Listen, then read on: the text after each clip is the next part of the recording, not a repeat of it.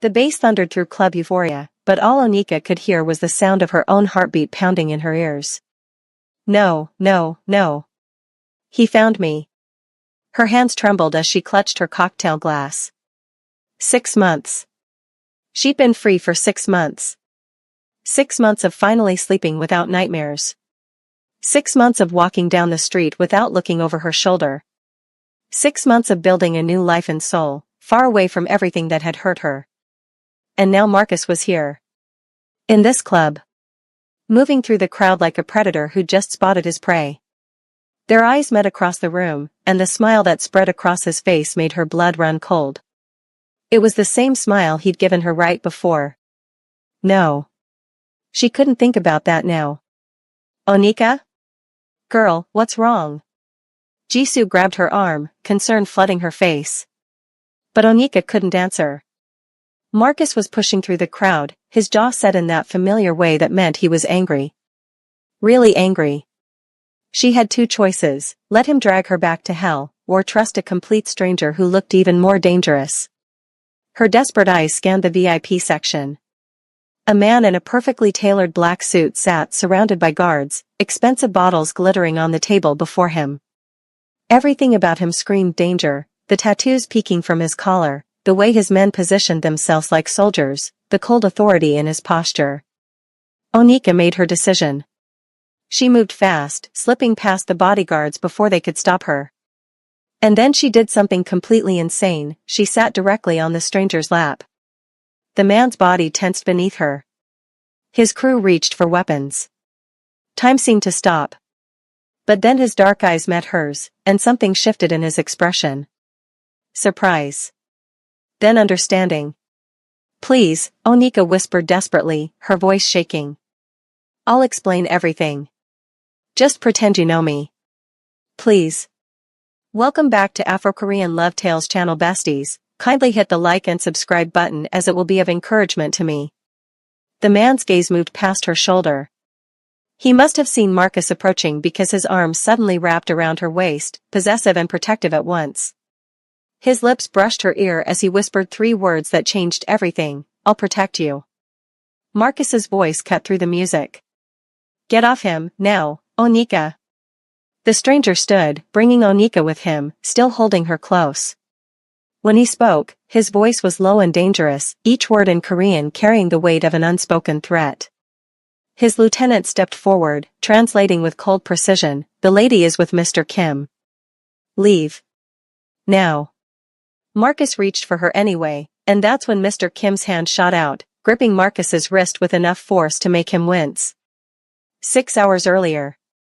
You're coming tonight, right? Please tell me you're coming.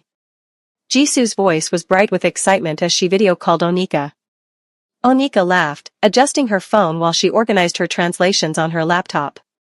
Yes, I'm coming to your birthday party. I already said yes 3 times. I know, but you always get so buried in work. Besides, you need to have some fun. When's the last time you went out? I go out. To the grocery store doesn't count, Onika. Onika smiled, but the expression didn't quite reach her eyes. The truth was, she was afraid of going out. Afraid of crowds. Afraid of running into someone who might know Marcus, might tell him where she was. But she'd been in Seoul for 6 months now. She'd changed her phone number, deleted all her social media, and told no one, not even her family, exactly where she was living. Marcus couldn't find her here. She was safe. Okay, Onika conceded.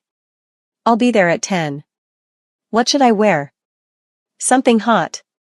We're going to Club Euphoria in Gangnam. It's exclusive, expensive, and absolutely worth it. That evening, Onika stood in front of her mirror, barely recognizing herself. She'd let her braids down, applied makeup for the first time in months, and wore a black dress that actually made her feel beautiful instead of afraid. You deserve this, she told her reflection. You deserve to feel normal again. The club was everything Jisoo had promised: pulsing lights, expensive cocktails, and an energy that made Onika feel alive in a way she hadn't in years. She laughed with Jisoo and her friends, danced without worrying about who was watching, and for a few precious hours, she forgot about the past. That's when she saw him. Marcus stood near the bar, his eyes scanning the crowd. He hadn't seen her yet, but it was only a matter of time. Onika's breath caught in her throat. The room suddenly felt too hot, too loud, too small. I need to use the bathroom, she mumbled to Jisoo, already backing away. But as she turned, Marcus's eyes found hers. The recognition on his face was immediate. And so was the anger. Onika. His voice carried over the music. Onika. People were starting to stare. Marcus was pushing through the crowd, his hand reaching out like he had every right to grab her. Jisoo, he's here, Onika gasped. Marcus is here. Jisoo's eyes widened in horror. How? How did he find you? I don't know. Onika's mind was racing. She couldn't let him touch her. Couldn't let him take her outside. Couldn't let him win. That's when she saw the VIP section. The man sitting there was clearly someone important. Dangerous, yes, but important. The kind of man Marcus might actually be afraid of. What are you doing? Jisoo hissed as Onika started moving toward the VIP area. Something crazy, Onika whispered back. The bodyguards moved to stop her, but Onika was already past them, her desperation overriding her fear. And then she was sitting on the stranger's lap, her heart hammering so hard she thought it might burst. His body was tense beneath her, solid and warm. She felt his muscles coil, ready to throw her off. Felt his man reaching for weapons. Please, she whispered, meeting his dark eyes. I'll explain everything. Just pretend you know me. Please. Kim Ji-hoon had been in the middle of a very boring conversation about a shipment delay when a woman suddenly sat on his lap. His first instinct was to have her removed. His second was to figure out which idiot had let her past security. But then he saw her eyes, wide with terror, desperate with hope, and something made him pause. Please, she whispered, her voice shaking. I'll explain everything. Just pretend you know me. Please. Ji-hoon's gaze shifted to the man pushing through the crowd toward them. He'd seen enough predators in his life to recognize one immediately. The way the man moved, the possessive anger in his face, the way he was zeroing in on the woman like she was property he needed to reclaim. Ji-hoon had seen that look before.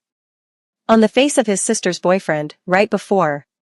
He pushed the memory away and made his decision. His arm wrapped around the woman's waist, pulling her closer in a gesture that would read as intimate to anyone watching. She gasped softly, but didn't pull away. Ji-hoon leaned close, his lips brushing her ear. I'll protect you. He felt her body sag with relief.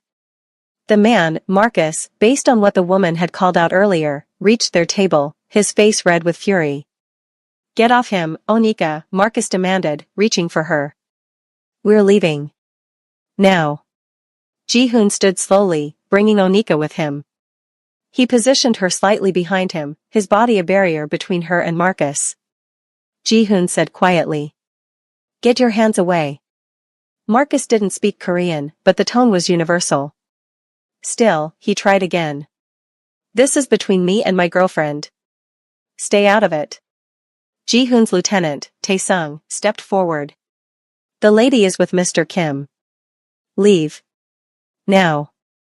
I don't give a damn who, Marcus started, but stopped when he really looked at the men surrounding Ji-hoon. At the tattoos. At the scars. At the cold professionalism in their eyes. Ji-hoon saw the moment Marcus understood what he was dealing with.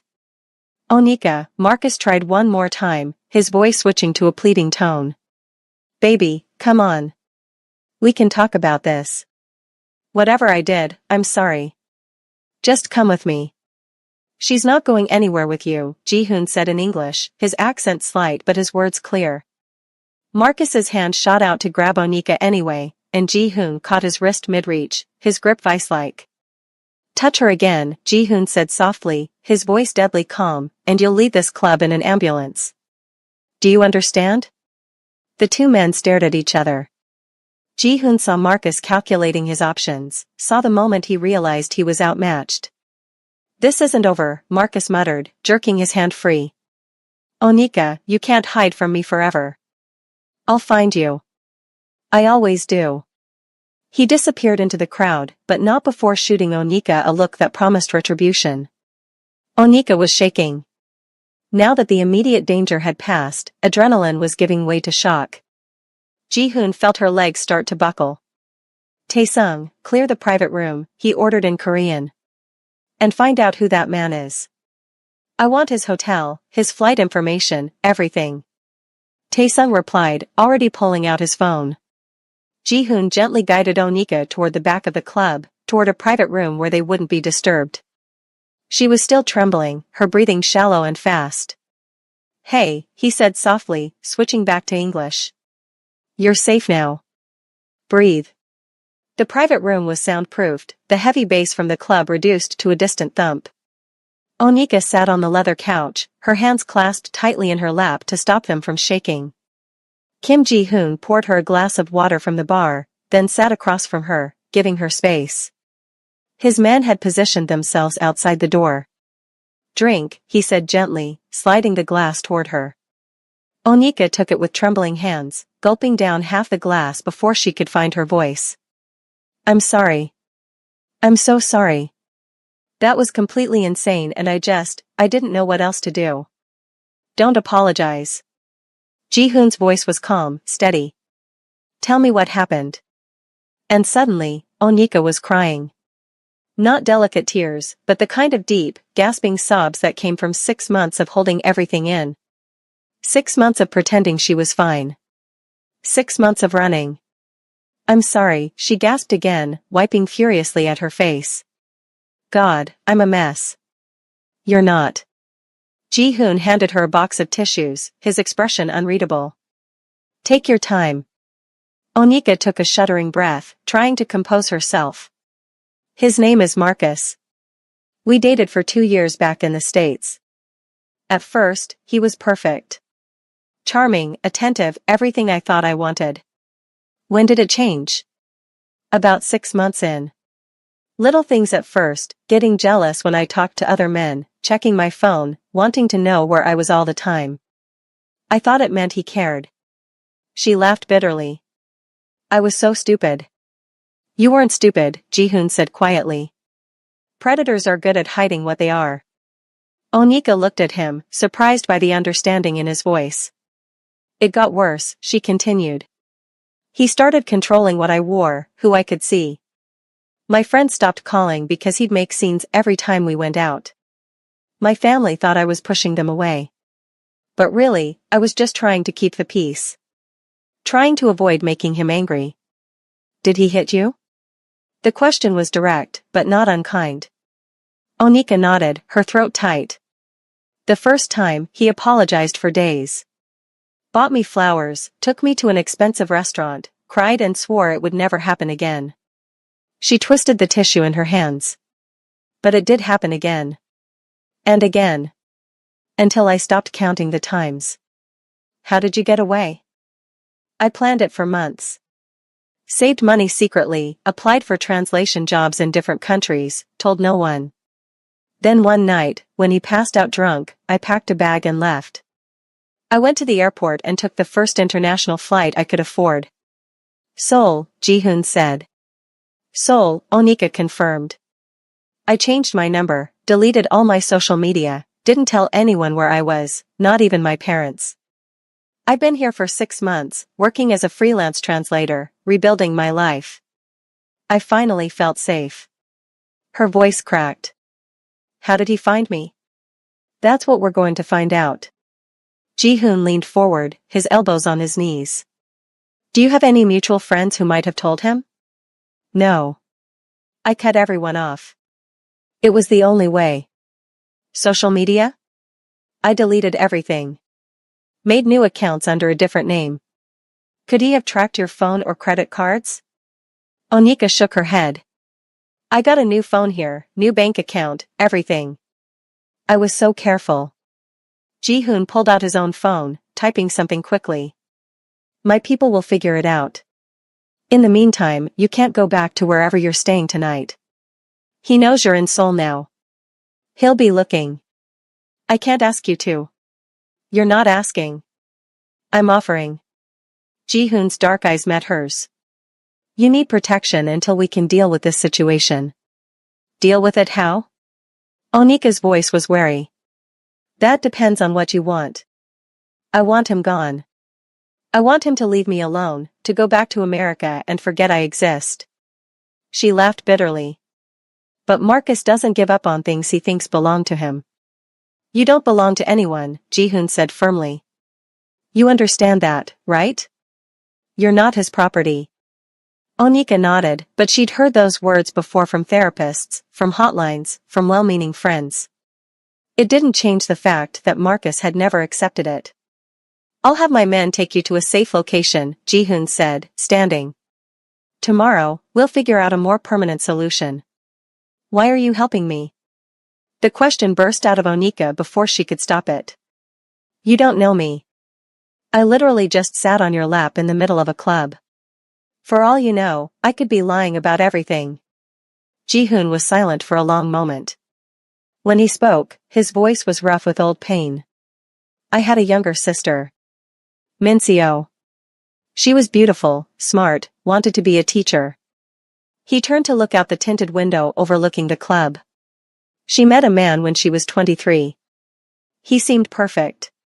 By the time we realized what he was doing to her, she was too afraid to leave. What happened? Onika whispered. She tried to run, like you did. But she didn't run far enough. Ji-hoon's jaw tightened. He found her. And he made sure that if he couldn't have her, no one could. The silence that followed was heavy with understanding. I'm sorry, Onika said softly. I'm sorry I couldn't save her.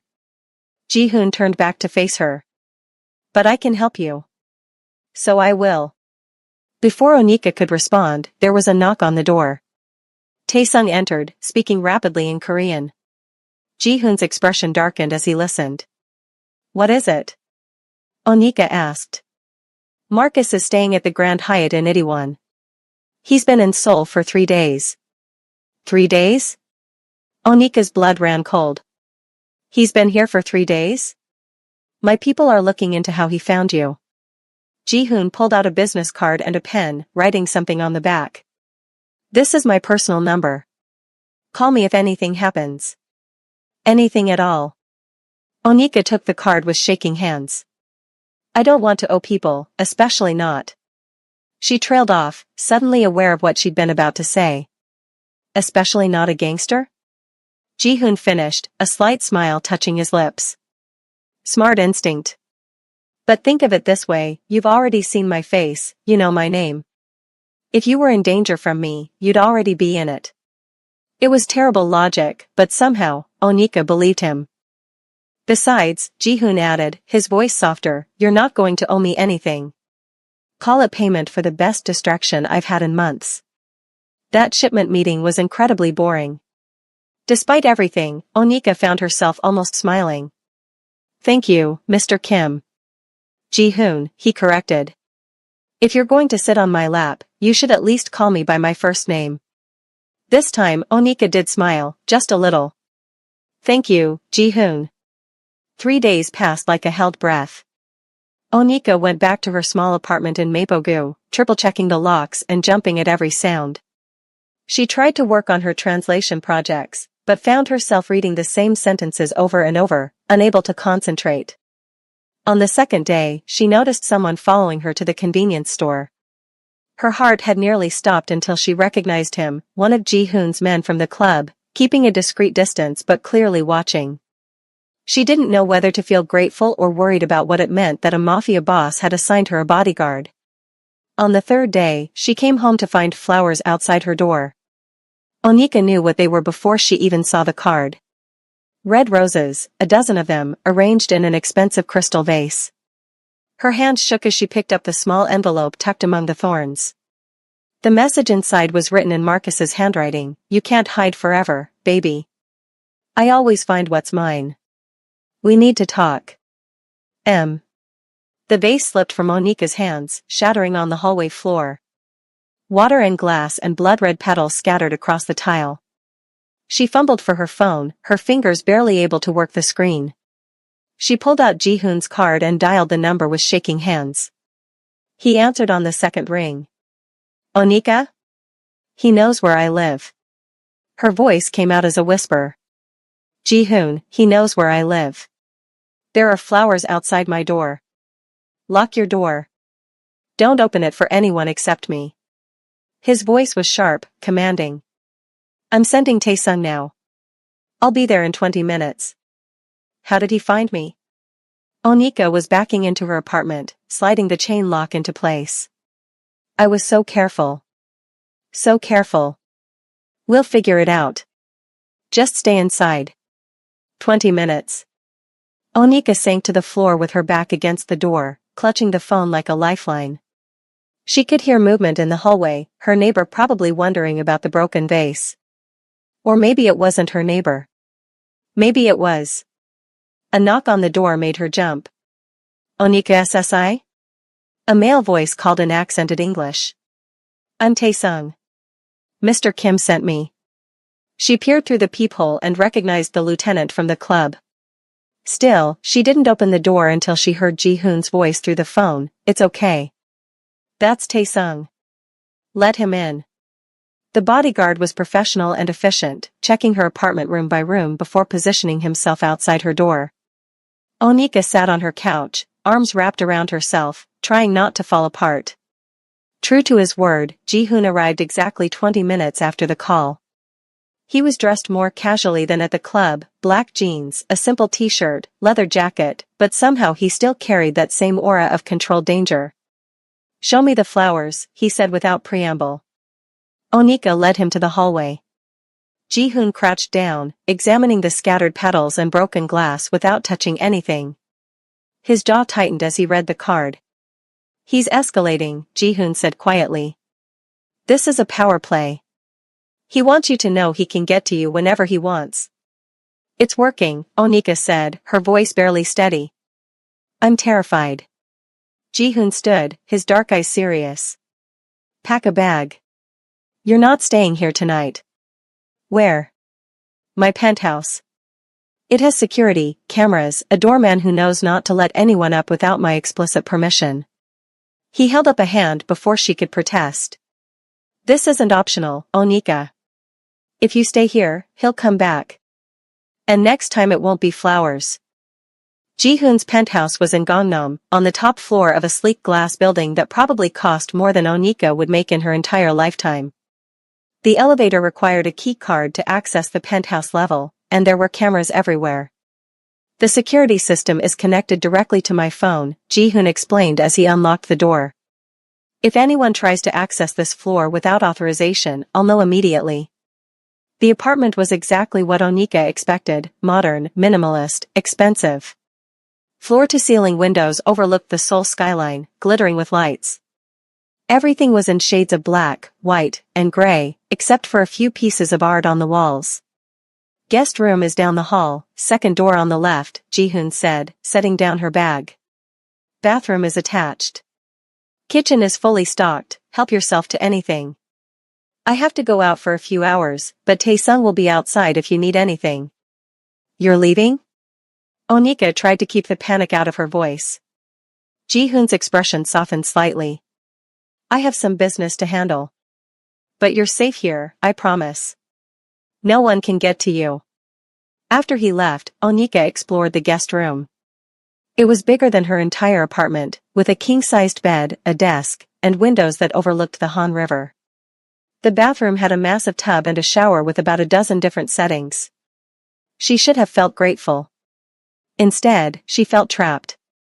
Onika unpacked her small bag, she'd only brought clothes for a few days, convinced she'd be able to go back home soon, and then sat on the edge of the bed, trying to figure out how her life had spiraled so completely out of control. 6 months ago, she'd escaped. She'd been free. Now she was hiding in a mafia boss's penthouse, dependent on a dangerous stranger for protection against another dangerous man. Around midnight, she heard the front door open. She tensed, then relaxed when she heard Ji-hoon's voice speaking Korean to someone, probably Tae-sung. There was a soft knock on her door. Onika? Are you awake? She opened the door to find Ji-hoon holding several shopping bags. He looked tired but his eyes were kind. I realized you probably didn't bring much, he said, offering her the bags. These are just basics. If you need anything else, make a list. Onika peered inside and her throat tightened. He'd bought her toiletries, comfortable clothes in her size, and, her eyes widened, her favorite American snacks. Cheez-Its. Reese's Cups. Pop-Tarts. How did you know? She whispered. I have my sources. Ji-hoon smiled slightly. Also, your friend Jisoo was very helpful when I called her to let her know you were safe. You called Jisoo? She was worried. You disappeared from the club without saying goodbye. He leaned against the doorframe. She also told me you've been in Seoul for 6 months and apparently live on Pop-Tarts and instant ramen. Despite everything, Onika laughed. Jisoo talks too much. She cares about you. Ji-hoon's expression grew serious. Did you eat dinner? Onika shook her head. Come on. I'll make something. She followed him to the kitchen, watching in surprise as he pulled out ingredients with practiced ease. You cook? Does that surprise you? Kind of, yeah. Ji-hoon smiled, a real smile this time, not just the slight upturn of his lips. My mother insisted all her children learn to cook. She said depending on others for your basic needs made you weak. Smart woman. She is. He started chopping vegetables with impressive knife skills. She's going to love you, by the way. What? Onika nearly choked. Why would I meet your mother? Because she's going to ask about the woman staying at my penthouse, and I'm a terrible liar. Ji-hoon glanced at her with amusement. Don't worry. I'll tell her you're a friend who needed help. She won't pry. They fell into comfortable silence as Ji-hoon cooked. Onika found herself relaxing for the first time in days, watching him move around the kitchen like it was the most normal thing in the world for a mafia boss to be making kimchi fried rice at midnight. Why are you really helping me? She asked suddenly. Ji-hoon was quiet for a moment, his hand stilling on the spatula. I told you about my sister. You said she died trying to escape. She died because I wasn't there when she needed me. His voice was rough. I was too busy with business, building my reputation, proving myself. She called me the night she left him. Told me she was scared, that she thought he might find her. I told her she was worrying too much. That she was safe. Ji-hoon. She died 3 days later. He turned off the stove, plating the food mechanically. He found her at a motel in Busan. The official report said murder-suicide, but I know the truth. He killed her because she tried to leave. Because she thought she had the right to choose her own life. Onika's eyes burned with tears. I'm so sorry. I swore after that, never again. If I ever had the chance to help someone in that situation, I would. He set a plate in front of her. So that's why I'm helping you. Because I couldn't save Minseo, but maybe I can save you. They ate in silence, the weight of shared trauma hanging between them. When they finished, Onika helped him clean up, their movements synchronized in a way that felt oddly domestic. Thank you, she said softly. Not just for tonight. For everything. Get some rest, Ji-hoon replied. Tomorrow we figure out how to make sure Marcus can never hurt you again. Over the next few days, an unexpected routine developed. Ji-hoon would leave for business in the mornings, and Onika would work on her translations in the guest room. Taesung was always nearby, a silent presence that was both comforting and unsettling. Ji-hoon would return in the evenings, usually with food or some small thing he thought she might need. They'd eat together, sometimes in silence, sometimes talking about everything except the situation that had brought them together. Tell me about you, Ji-hoon said one evening as they sat on his balcony, the Seoul lights spread out before them. Onika smiled. I was born in Lagos but my family moved to the States when I was 10. I haven't been back since. Do you miss it? Sometimes. I miss the food, the music, the way everything felt more alive. She pulled her knees to her chest. My mother makes the best jollof rice. She used to say it was the taste of home. You should teach me how to make it, Ji-hoon said. You want to learn how to make jollof rice? Why not? I already know Korean food, might as well expand my repertoire. So the next day, Onika found herself in Ji-hoon's kitchen, teaching a mafia boss how to make proper Nigerian jollof rice. He was a surprisingly good student, following her instructions carefully and only setting off the smoke alarm once. More tomatoes, Onika instructed, trying not to laugh at his concentrated expression. And you need to let it simmer longer. Jollof rice is patient food. Patient food? Ji-hoon raised an eyebrow. You can't rush it. The flavors need time to develop, to marry each other. She stirred the pot, the familiar scent making her heart ache. My mom used to say cooking jollof was like building a relationship. You need the right ingredients, the right timing, and patience. Your mother sounds wise. She is. She's also going to kill me when she finds out I disappeared to Korea without telling her exactly where I was living. You haven't told your parents? Onika shook her head. I told them I was in Seoul, but not my exact address or workplace. I was afraid Marcus would contact them, try to trick them into giving him information. Would they tell him? Not on purpose. But Marcus is charming when he wants to be. He could convince them he was worried, that he just wanted to make sure I was okay. She tasted the rice, adding more seasoning. It's better if they don't know. Safer. Ji-hoon was quiet, watching her with an expression she couldn't read. You've been carrying this alone for a long time.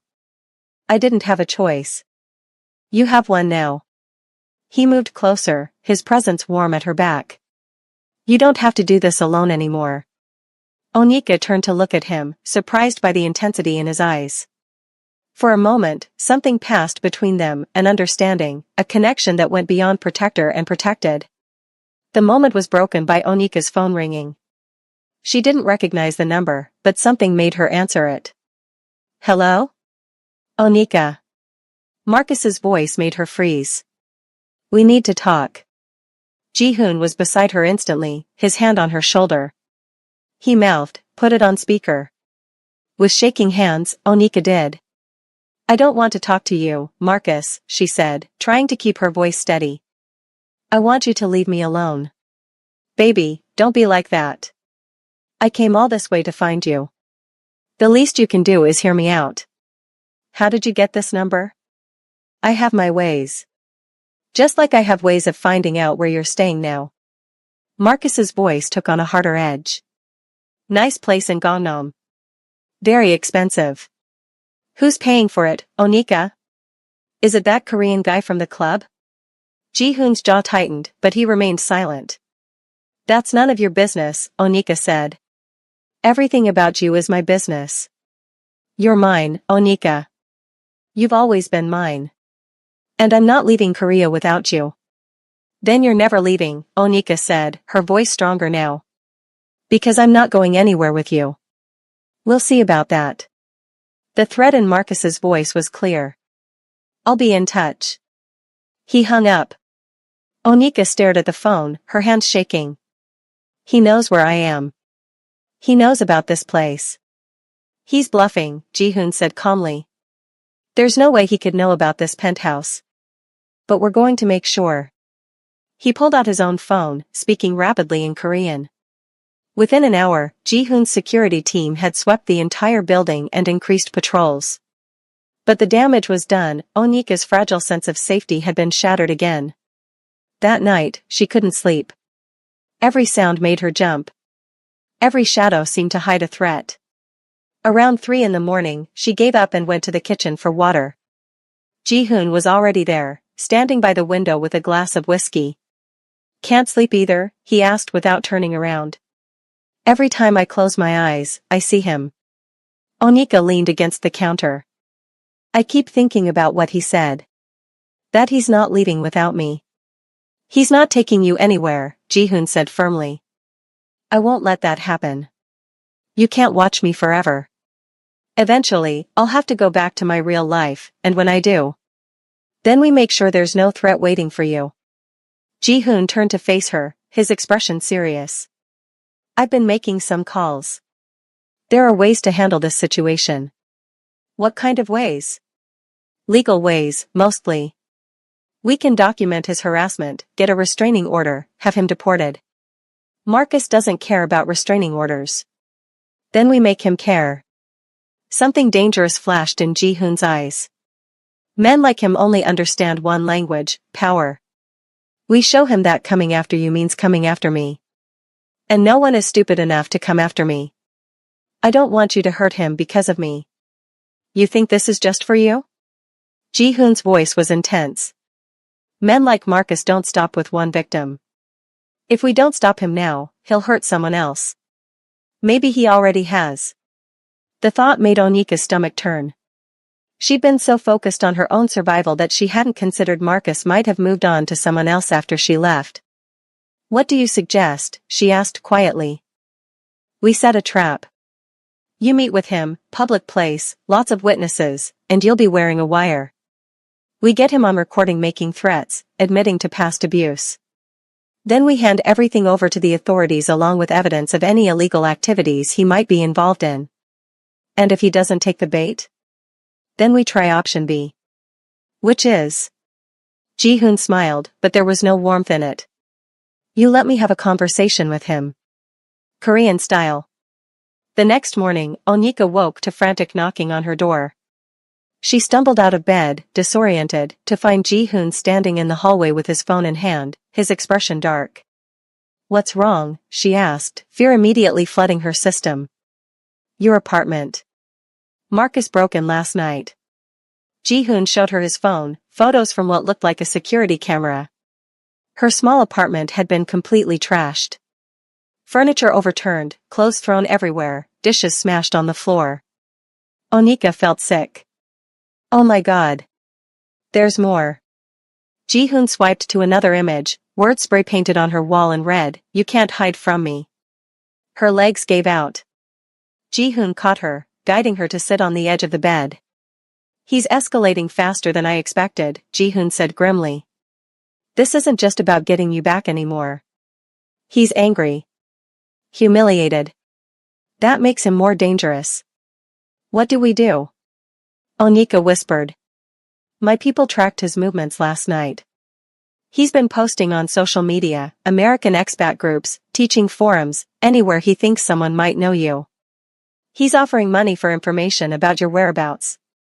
This is insane. He's insane. Yes. Ji-hoon crouched in front of her, his hands on her knees. Which is why we need to end this now. Today. Are you ready to face him? Onika thought about the past 6 months. The fear. The hiding. The constant looking over her shoulder. She thought about Min-seo, Ji-hoon's sister, who'd run but hadn't run far enough. She thought about the woman she used to be before Marcus, confident, bold, unafraid. Yes, she said firmly. I'm ready. They spent the morning preparing. Ji-hoon's tech expert, a young woman named Hannah, fitted Onika with a nearly invisible wire. Taesung briefed her on safety protocols, hand signals, exit routes, panic phrases that would bring the team in immediately. Remember, Ji-hoon said as they sat in his office going over the plan one more time, stay in public. Keep the conversation where cameras can see you. If he tries to get you to go somewhere private, you refuse. What if he causes a scene? Then we have witnesses. That works in our favor. Ji-hoon's eyes were intense. But Onika, if at any point you feel unsafe, if your instincts tell you something is wrong, you use the panic word and we extract you immediately. Understood? Understood. Say it. What's the panic word? Min-seo, Onika said softly. Ji-hoon had chosen his sister's name, a reminder of what was at stake. Ji-hoon reached out, tucking a loose braid behind her ear in a gesture that was surprisingly tender. You're stronger than you know. But you don't have to be strong alone today. We'll be right there. Onika had sent Marcus a message that morning, you want to talk? Meet me at Cafe Onion in Anggukdong. 2 p.m. Come alone. His response had been immediate, I'll be there, baby. I knew you'd see reason. The cafe was perfect for their purposes, large, always busy, with plenty of security cameras. Ji-hoon's people had arrived early, positioning themselves at strategic points. To any observer, they looked like ordinary customers, but Onika knew they were watching her every move. Ji-hoon himself sat in a corner, partially hidden behind a newspaper, but his eyes never left her. At 2:05 p.m., Marcus walked in. Onika's breath caught. She hadn't seen him this close in 6 months, and the sight of him triggered a visceral fear response. Her hands started shaking. Her heart raced. But then she felt the slight weight of the wire against her skin. Remembered Ji-hoon's words, "You're not alone." Marcus sat down across from her, his smile warm and familiar. This was the Marcus most people saw, handsome, charming, the perfect boyfriend. "Onika. God, I've missed you." He reached for her hand across the table. She pulled away. "Don't touch me." His smile faltered. "Baby, come on. Don't be like that. I came all this way. I didn't ask you to come. I asked you to leave me alone." "You don't mean that." Marcus leaned forward, lowering his voice. "I know I messed up, okay? I know I have anger issues. But I'm getting help. I've been seeing a therapist. I'm changing, Onika. For you. For us. There is no us, Marcus. Don't say that." His jaw tightened, that familiar sign that his temper was rising. "We had something special. You can't just throw that away. You threw it away when you put your hands on me." Onika kept her voice steady, aware of the wire recording everything. "When you controlled where I went, who I talked to. When you made me afraid to exist in my own life. I was protecting you." Marcus's voice rose, drawing glances from other customers. He forced himself to lower it again. "You don't understand how this world works. Men look at you, they see an opportunity. I was keeping you safe. By hitting me? By isolating me from everyone I loved? That's not protection, Marcus. That's abuse." His hand shot across the table, gripping her wrist hard enough to bruise. "Don't use that word. I never abused you. I loved you. I love you. Let go of me." Onika tried to pull away, but his grip tightened. "Not until you listen. You're coming back with me. Back to the States. Back home where you belong. I'm not going anywhere with you." "Yes, you are." Marcus's mask was slipping now, his voice taking on that dangerous edge she remembered too well. "You think you can just run away? Make a fool of me? Everyone knows you left. Everyone's asking questions. Do you know how that makes me look? I don't care how it makes you look." "Well, you should." He was leaning across the table now, his face inches from hers. "Because if you don't come back willingly, I'll make your life here a living hell. I'll find out where you work, I'll contact every client you have, I'll tell everyone what a manipulative bitch you really are." "That's enough." Ji-hoon's voice cut through Marcus's tirade like a knife. Marcus's head whipped around, his eyes widening as he recognized Ji-hoon from the club. "You. This is between me and my girlfriend. Walk away. She's not your girlfriend." Ji-hoon moved closer, and suddenly Tae-sung and 2 other men were there too, forming a subtle barrier. "Let go of her. Now." Marcus released Onika's wrist but didn't back down. "Who the hell do you think you are? Someone with more resources and less patience than you have." Ji-hoon's voice was deadly calm. "You've made threats. Destroyed property. Harassed and stalked. All of it is on record now. All of it admissible in court. I don't know what you're talking about. Don't insult my intelligence." Ji-hoon pulled out a folder from inside his jacket and dropped it on the table. "That's very interesting reading. Your drug connections in Los Angeles. The women who filed police reports against you, reports that mysteriously disappeared. The money you've been laundering through your business." Marcus's face went white. "You're lying. Open it." With shaking hands, Marcus opened the folder. Onika watched the color drain from his face as he flipped through page after page of documentation, photos, bank records, police reports, witness statements. "How did you?" "I have excellent resources," Ji-hoon said. "Here's what's going to happen. You're going to leave this cafe. You're going to go to your hotel, pack your things, and get on a flight back to the United States tonight. If you ever contact Onika again, a call, a text, a message through a friend, all of this goes to the Korean authorities and the DEA. Do you understand? You can't. I can and I will. Ji-hoon leaned in, his voice dropping to a whisper that somehow carried more threat than any shout. And if legal channels don't work? I have other methods. You're in my city now, Marcus. In my country. Where the rules are different and your American passport means nothing. Do you really want to find out what happens to men who hurt women here? The two men stared at each other. Onika could see Marcus calculating, trying to find an angle, a way to win. You have two choices, Ji-hoon continued. Leave Korea tonight and never contact Onika again. Or stay, and spend the next decade in a Korean prison where no one speaks English, where your money and connections mean nothing, where every day is a fight for survival. What's it going to be? Marcus looked at Onika one last time. She met his gaze steadily, refusing to look away, refusing to show fear. This isn't over, Marcus muttered. Yes, Onika said quietly. It is. Goodbye, Marcus. He stood abruptly, nearly knocking over his chair. You're making a mistake. You'll regret this. The only thing I regret is not leaving you sooner. Marcus stormed out of the cafe. Ji-hoon immediately signaled to his men. Follow him. Make sure he goes to the hotel and nowhere else. I want confirmation when he's at the airport and when he boards that plane. Then he turned to Onika, his expression softening. Are you okay? Onika realized she was shaking, adrenaline and relief flooding through her in equal measure. I did it. I actually did it. You were incredible. Ji-hoon gently took her wrist, examining the red marks Marcus had left. His jaw tightened. He hurt you. I'm okay. It's just bruises. But as she said it, tears started flowing. Ji-hoon, is it really over? Is he really going to leave? My people will make sure of it. And we have enough evidence now that if he ever tries to come back, he'll be arrested the moment he lands in Korea.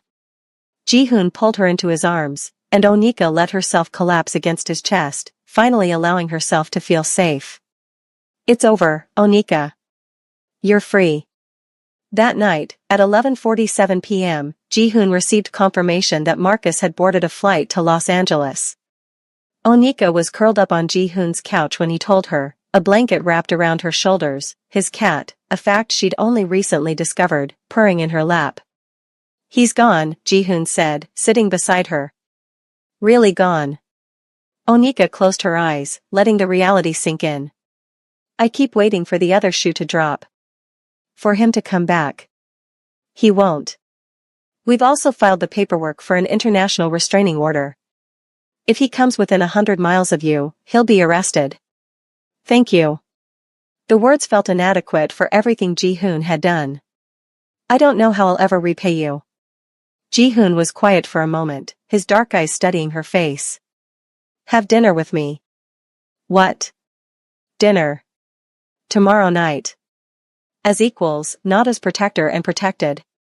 He smiled slightly. Are you asking me on a date, Mr. Kim? If you'll accept, despite everything you know about who I am. Onika considered him, this dangerous, complicated man who'd saved her life, who'd shown her kindness when he could have walked away, who'd trusted her with his own pain. I should say no, she said slowly. You're dangerous. Your world is dangerous. Everything about this is complicated. But you saved my life. You saw me as a person, not a victim or a burden or property. She reached out, taking his hand. You gave me my freedom back. So is that a yes? Onika smiled, a real smile, the first one she'd felt in months. Yes, Ji-hoon. It's a yes. 6 months later. No, you need to stir it more. It's going to burn. Onika laughed, grabbing the spoon from Ji-hoon's hand. I am stirring it. Not enough. Jollof rice is serious business. You can't just, Ji-hoon, are you even listening? He wrapped his arms around her waist from behind, resting his chin on her shoulder. I'm listening. I'm also distracted by how beautiful you look when you're bossy. I'm not bossy, I'm instructional. There's a difference. Uh-huh. He pressed a kiss to her neck, making her shiver. Your mother is going to be here in an hour and this rice is nowhere near done because someone keeps distracting me. My mother loves you. She won't care if the rice is perfect. It was true. Ji-hoon's mother had adored Onika from the first meeting, and had been enthusiastically teaching her Korean in exchange for cooking lessons. Last week, they'd spent an entire afternoon making kimchi together while Ji-hoon's mother told embarrassing stories about his childhood. The past 6 months had been unexpected in every way. Onika had moved into her own apartment, a safer one in a building with better security, but she spent most of her time at Ji-hoon's place anyway. Her translation business was thriving. She'd even started teaching English part-time at a language academy. And Ji-hoon had become her partner in the truest sense. Not her savior, not her protector, but her equal. Someone who challenged her, supported her, made her laugh, and wasn't afraid of her strength. I got an email from my mom today, Onika said, tasting the rice and adding more seasoning. She wants to visit next month. Good. I want to meet her. You're not nervous? Should I be? She's going to grill you about your intentions. And your job. She's definitely going to ask about your job. Ji-hoon smiled. I'll tell her the truth, that I'm an import-export, which is technically accurate. And that my intention is to make her daughter happy for as long as she'll let me. Onika turned in his arms, her hands resting on his chest. What if I said forever? His eyes darkened with emotion. Then I'd say I'm the luckiest man in Seoul. They kissed, slow and sweet, until the rice timer went off. Later that evening, after Ji-hoon's mother had left with promises to return next week for more cooking lessons, Onika sat at her laptop. She'd been writing, not translations this time, but her own story.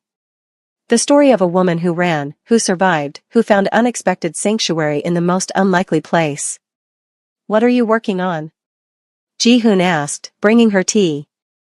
Something personal. I think I want to share my story. Maybe it could help someone else who's going through what I went through. You're incredible, you know that? I'm a work in progress. Onika took the tea gratefully. Some days are still hard. Sometimes I still have nightmares. And on those days, I'm here. I know. She pulled up a photo on her laptop, the two of them at a traditional Korean restaurant, both laughing at something the photographer had said. They looked happy. They looked right together. Ready for the trip next month? To meet your family? Terrified, but ready. Onika laughed. My dad is going to love you. Fair warning, though, my mom is going to want to feed you until you can't move. I look forward to it. Ji-hoon pulled her close, and they sat together in comfortable silence, watching the Seoul lights twinkle outside the window.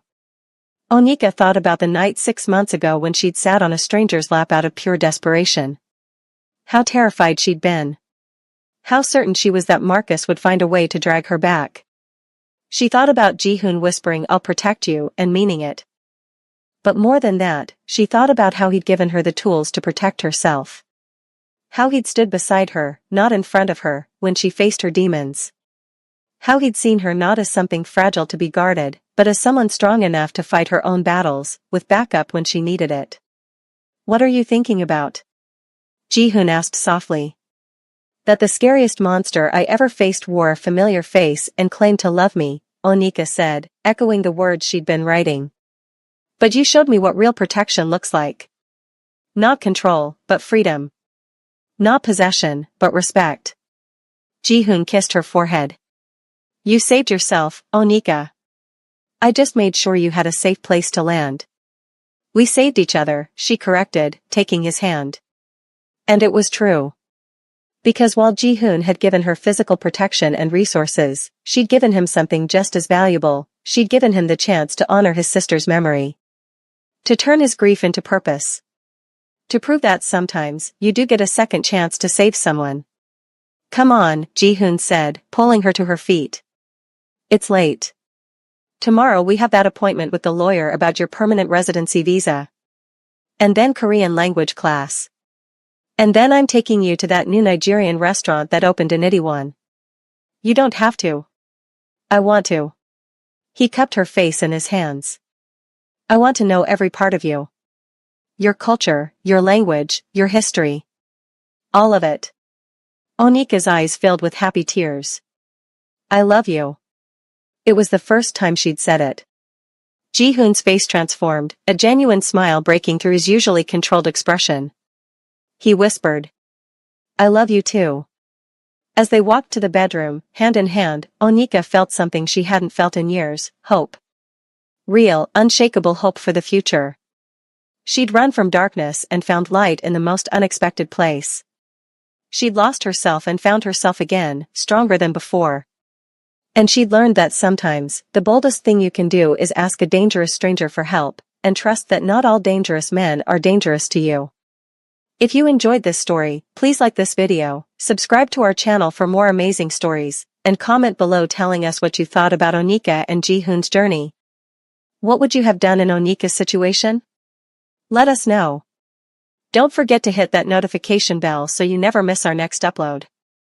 Thank you for watching, and remember, you are stronger than you know, and you never have to face your battles alone.